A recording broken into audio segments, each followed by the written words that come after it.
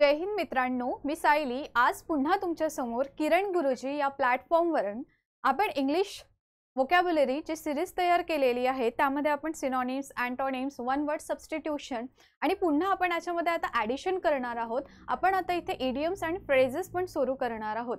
तुम्ही या सिरीजचा नक्कीच लाभ घेत असणार। त्यानंतर तुम्हाला माहिती आहे ही सिरीज तुम्हाला कुठे बघायला मिळणार आहे, तर तुम्हाला किरण गुरुजी हा ॲप डाउनलोड करायचा आहे। आशा आहे तुम्ही हा ॲप डाउनलोड केलाच असणार।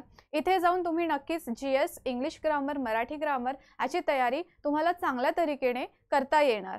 ओके, तर तुम्हाला डिपार्टमेंटल पीएसआय ची बॅच जर घ्यायची आहे तर तुम्ही नक्कीच या नंबरला कॉल करू शकता आणि आपला अभ्यासाची गती पुन्हा वाढवू शकता। ठीक आहे, चला आज आपण आपला लेक्चर स्टार्ट करणार आहोत। यामध्ये आज आपण पहिला घटक आपला नेहमीसारखा सिनोनिम्स बघणार। ओके, आज आपल्या सिनोनिम्स मध्ये पहिला जो वर्ड आहे तो आहे ॲफ्रेंट। ओके, उच्चारण आहे ह्याचा ॲफ्रेंट।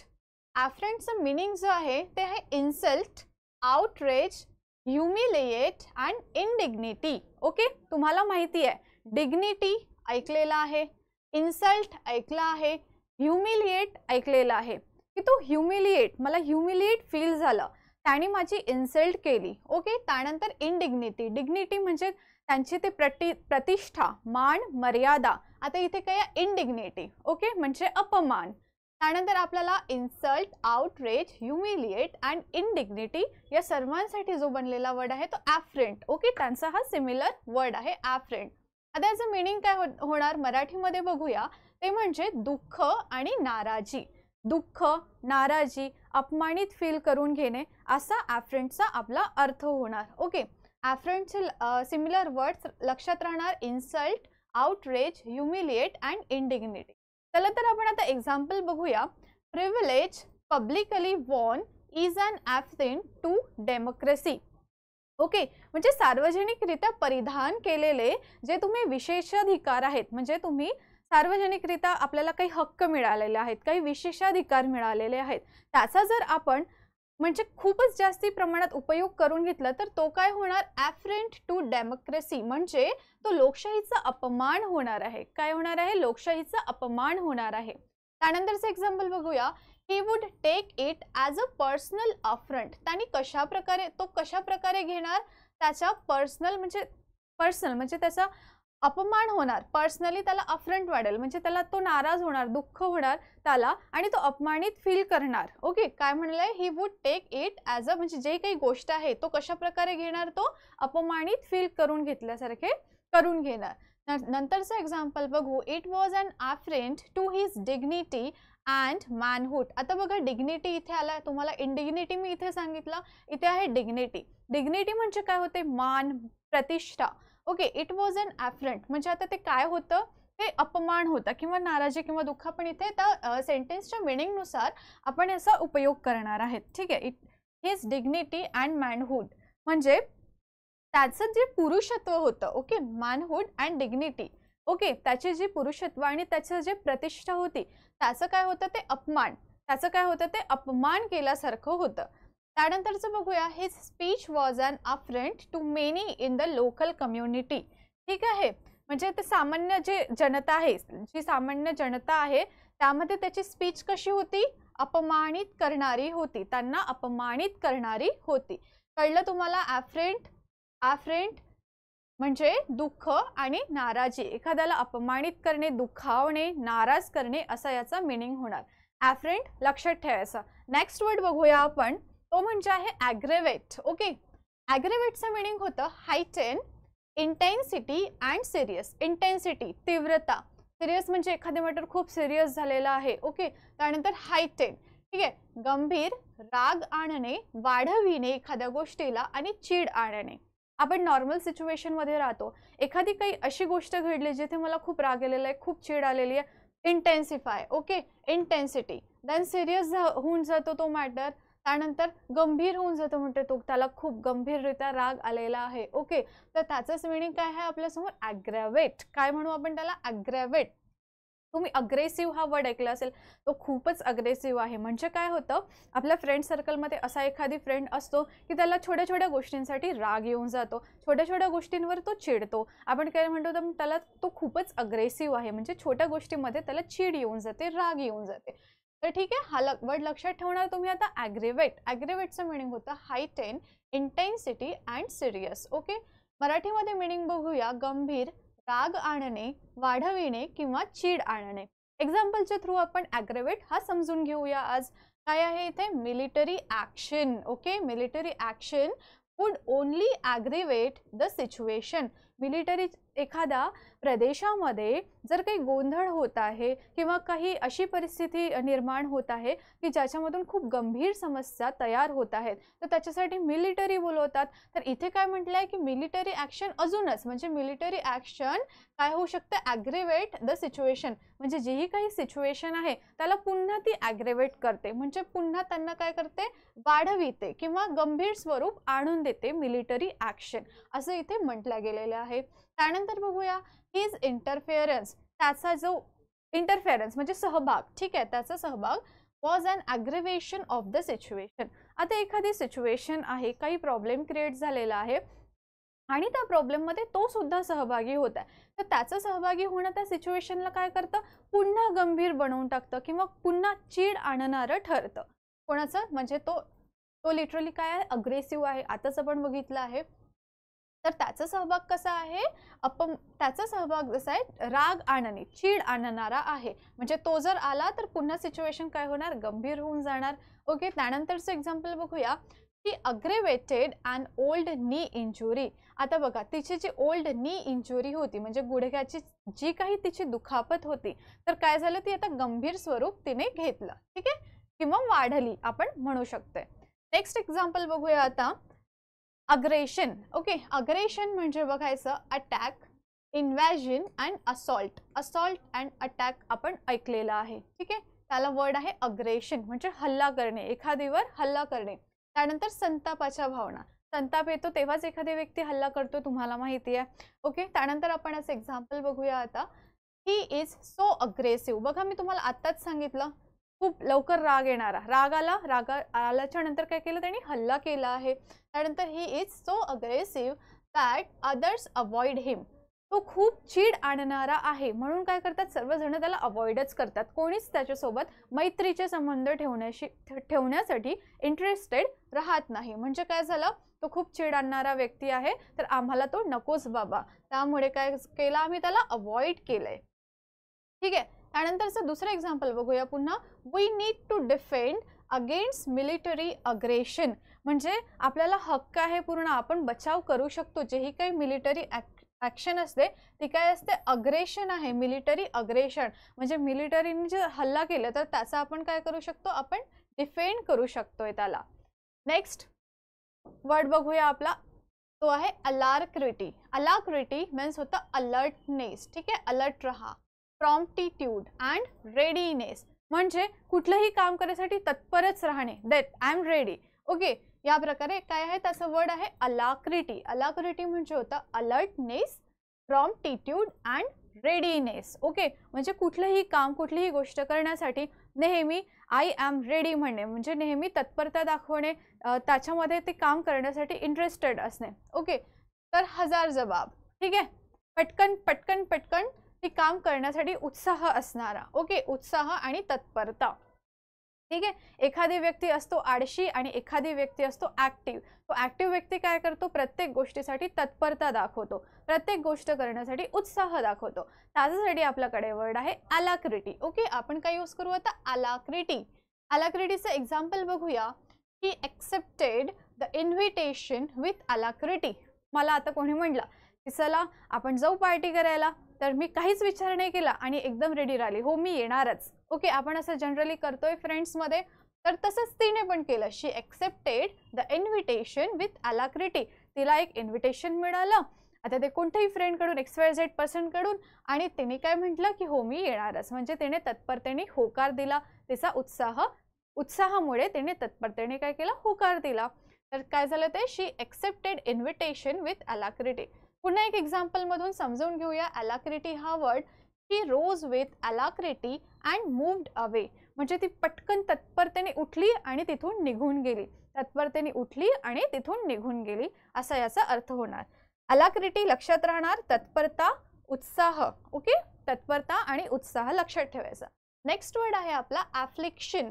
ओके, ॲफ्लिक्शन मीन्स होतं आहे distress, sorrow, pathos, grief and subdue and punish. इतके सारे वर्ड्स आहे आपल्याला ॲफ्लिक्शन या वर्ड करिता.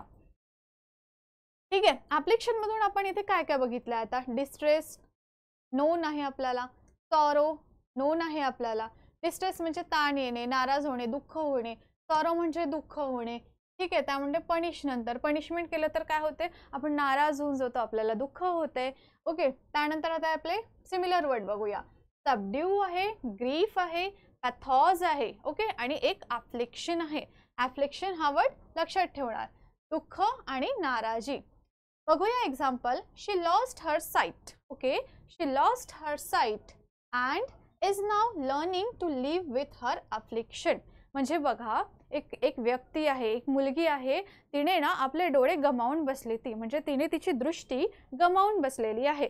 पण ती आता काय करत आहे? ती रडत बसलेली आहे का त्यासोबत? तर हो. आता बघा, रडत बसणे आणि त्या दुःखाला सामावून जगणे म्हणजे काय केलंय तिने लर्न केलं आहे. कशासोबत? दुःखासोबत जगण्यासाठी. म्हणजे तिचं जी दृष्टी तिच्याकडे नाही आहे आता, पण तिने ते ॲक्सेप्ट करून घेतलेलं की हो ठीक आहे, माझ्यासोबत असं झालंय, पण मी या दुःखासोबतच जगणार. म्हणजे तिने शिकून घेतलंय तिच्या दुःखासोबत जगण्यासाठी.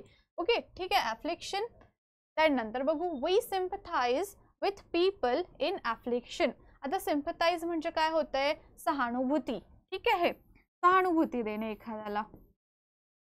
त्यात राहणार सहानुभूती. आता सहानुभूती म्हणजे काय? एकमेकांच्या दुःखामध्ये त्याला समजावणे. ठीक आहे, होतच असतं. आपण अशी सहानुभूती देतो ना.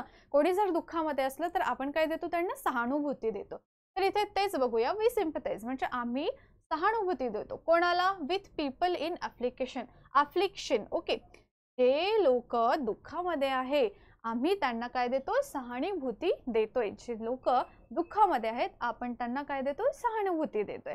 नेक्स्ट वर्ड बघूया आता. आपले सिनॉनिम्स वर्ड संपले. आता बघूया अँटोनिम्स. अँटोनिम्स मधला आजचा पहिला वर्ड जो आहे तो आहे अम्यूज. ओके, अम्यूजचे विरुद्धार्थी शब्द आहेत बोर अँड फॅटिग्यू. अनॉय. अनॉय आपल्याला माहिती आहे, राग आणणे, चिड आणून देणे. त्यानंतर बोर म्हणजे मला आज खूप बोर होत आहे, मला आज खूप कंटाळा येतोय. आपण म्हणतोय बोर हा आपला नेहमीचा यूज मधला वर्ड आहे. त्यानंतर फॅटिग्यू म्हणजे थकवा. पुष्कळ सारं काम केलं आणि आता मला कंटाळा येतो म्हणजे फॅटिग्यू म्हणजे थकवा येणे. त्याच्यासाठी आपल्याला बोर, फॅटिग्यू हे आपण नॉर्मली यूज करतोय. आता आपल्याला काय यूज करायला सुरुवात करायचं आहे? अम्यूज. ओके, काय वर्ड्स यूज करू आपण? Amuse. Okay, अम्यूजच्या opposite bore, fatigue आणि अनॉय. हे माहिती आहे आपल्याला, कंटाळवाणे, बोरिंग. ठीक आहे, थकवा येणारे. आणि त्याचंच अपोजिट काय? अम्यूज. अम्यूज म्हणजे काय होते? रमविणे. ठीक आहे, रमविणे, करमणूक करणे. आणि इथे कंटाळा करणे म्हणजे बोर, फॅटिग्यू, अनॉय असं होते कंटाळा करणे. आणि अम्यूज म्हणजे होते रमविणे. आता एखादी गोष्ट बोर होत आहे तर त्याच्या उलटच कसं? एखाद्या गोष्टीमध्ये मनोरंजन होत आहे माझं. ठीक आहे, करमणूक होत आहे माझी. ठीक आहे, मी त्या गोष्टीमध्ये रमत आहे चांगले. तर त्याच्यासाठी वर्ड आहे आपल्याला अम्यूज. ओके, अम्यूजचा आधी आपण एक्झाम्पल बघूया. He made faces to amuse हर.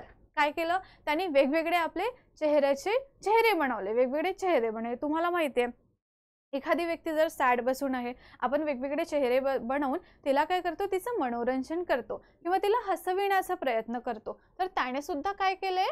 तिला हसविण्यासाठी त्याने वेगवेगळे फेसेस बनवलेत. त्यानंतर बघूया आता बोर, फॅटिग्यू आणि अनॉयचे example. His friends are a bunch of bores. आपण म्हणतो माझे फ्रेंड्स तर खूप छान आहेत, पण त्याचे फ्रेंड्स काय? बोरिंग आहे. Bunch of boards. ठीक आहे, बंच ऑफ बोर्ड्स म्हणजे सर्वच्या सर्व कशा आहेत? त्याचे बोर फ्रेंड्स आहेत, असं मीनिंग होणार. नेक्स्ट वर्ड बघूया, ॲक्सेंट अँड डिस्केंट. ठीक आहे, ॲक्सेंट अँड डिस्केंट. आता ॲक्सेंट म्हणजे काय होतं? वर चढणे आणि डिस्केंट म्हणजे खाली येणे.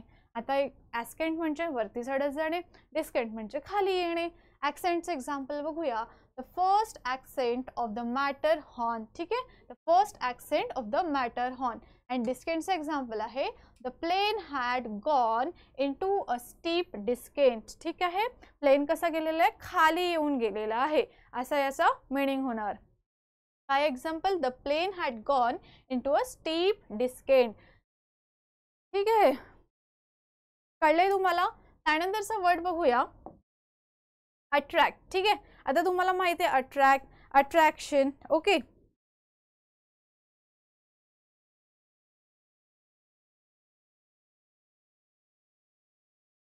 ठीक आहे, अट्रॅक्ट बघूया. Attract and repel.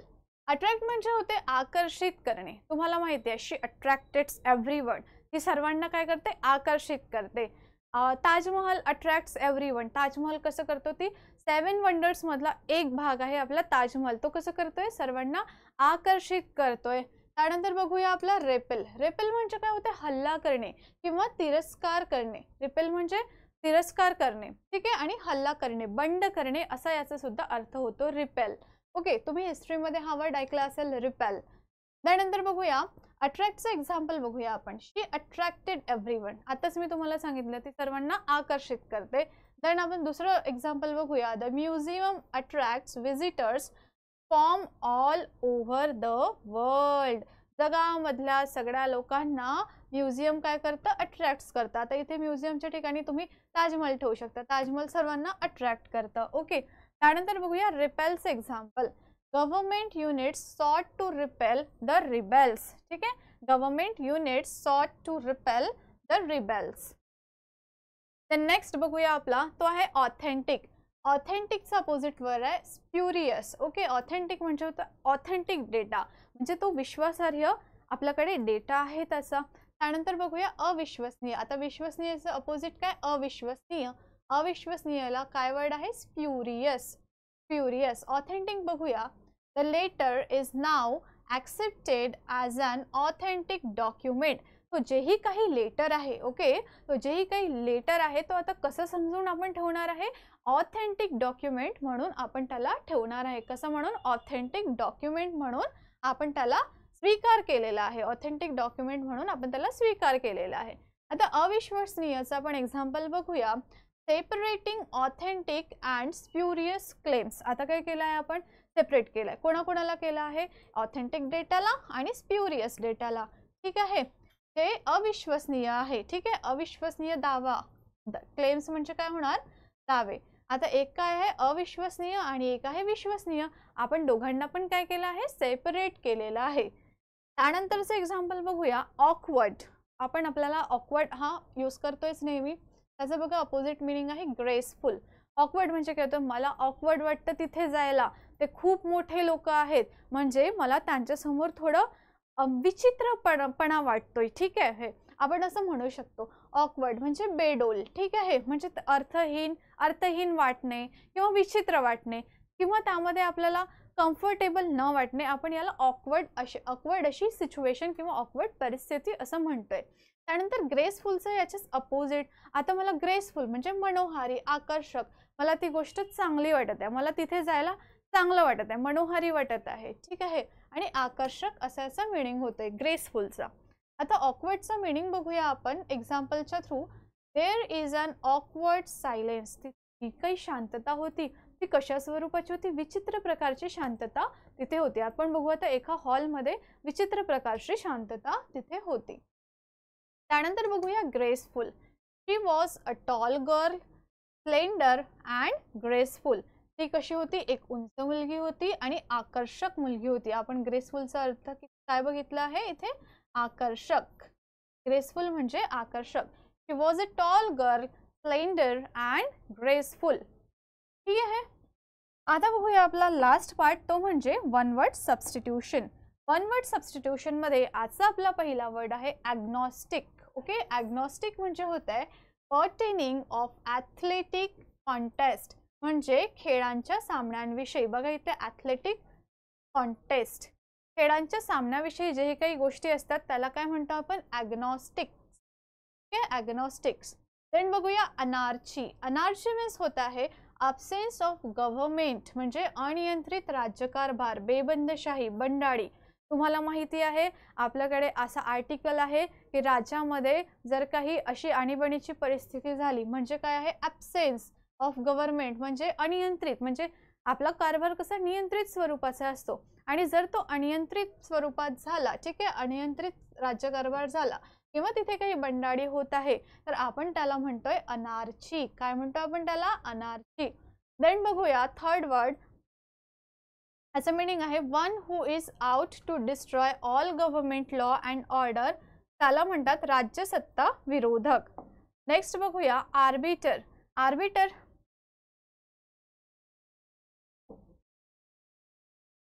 आर्बिटरचं मीनिंग आहे neutral party called upon to settle a dispute without reference to any other party. Okay, arbiter म्हणजे पंच किंवा लवाद. तुम्हाला माहिती आहे गावामध्ये एक छोटीशी गावातल्या लोकांची एक पंचायत बसते, ठीक आहे, त्यालाच म्हणूया आपण आर्बिटर, पंच आणि लवाद. ठीक आहे, लवाद म्हणजे काय होतं, ट्रिब्युनल्स. लवाद म्हणजे ट्रिब्युनल्स, एखादी वेगळी बॉडी तयार करणे, त्याला म्हणू आपण लवाद. न्यूट्रल आहे ती, म्हणजे ते कनेक्टेड आहे का नाही, ती न्यूट्रल आहे, स्वतःही करणारी, स्वतः त्याचा राज्यकारभार सांभाळणारी. ठीक आहे. त्यानंतर ॲपिकल्चर. ॲपिकल्चर म्हणजे होते मधमाशी पालनशास्त्र. ठीक आहे, the science of beekeeping, cultivation and maintenance of beehives. म्हणजे मधमाशी पालनशास्त्र जे आहे त्याला आपण काय म्हणूया इथे, ॲपिकल्चर. मधमाशी पालनशास्त्राला काय म्हणतात, ॲपिकल्चर. तर आज असं आपण इथे थांबूया. ओके, त्यानंतर आपण कंटिन्यू आपली सिरीज सुरू ठेवणार आहोत. नक्की अभ्यासात राहा आणि वोकॅब्युलरीचा जास्तीत जास्त फायदा घ्या. तुम्हाला माहिती आहे एक्झामसाठी हे तुम्हाला भरपूर उपयोगी पडणार. थांबूया इथे. थँक्यू.